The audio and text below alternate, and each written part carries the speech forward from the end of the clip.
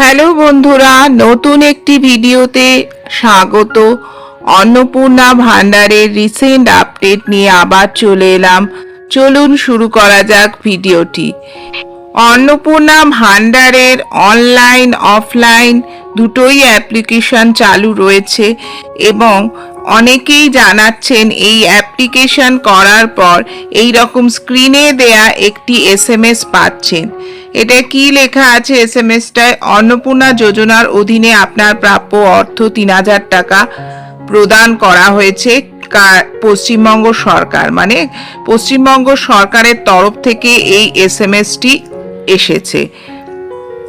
কিন্তু তারা এটাও জানাচ্ছেন যে তারা এসএমএসটি পেয়েছেন কিন্তু টাকা তাদের অ্যাকাউন্টে ক্রেডিট হয়নি। তো আবার এরকম তথ্য আসছে যে টাকা পেয়ে গেছেন, ৩,০০০ টাকা অ্যাকাউন্টে এসে গেছে, কিন্তু এই রকম এসএমএস আসেনি। যাদের অ্যাকাউন্টে টাকা এসে গেছে ৩,০০০ টাকা অন্নপূর্ণা ভান্ডারে, তাদের এসএমএস পাওয়া না পাওয়া নিয়ে কোনো চিন্তার করার দরকার নেই, কারণ এই এসএমএসটি একটি অটো জেনারেটেড এসএমএস। এটি বলতে গেলে যে কোনো মানুষ পাঠাচ্ছে না। আর যারা এসএমএস পেয়েছেন কিন্তু টাকা এখনো আসেনি অ্যাকাউন্টে অন্নপূর্ণা ভান্ডারে, সেক্ষেত্রে অবশ্যই টাকা আসবে। এটাই তার প্রমাণ যে এসএমএস দিয়ে আপনাকে আগাম জানানো হয়ে যাচ্ছে যে টাকা পাঠানো হয়ে গেছে, কিন্তু টাকাটি আসছে।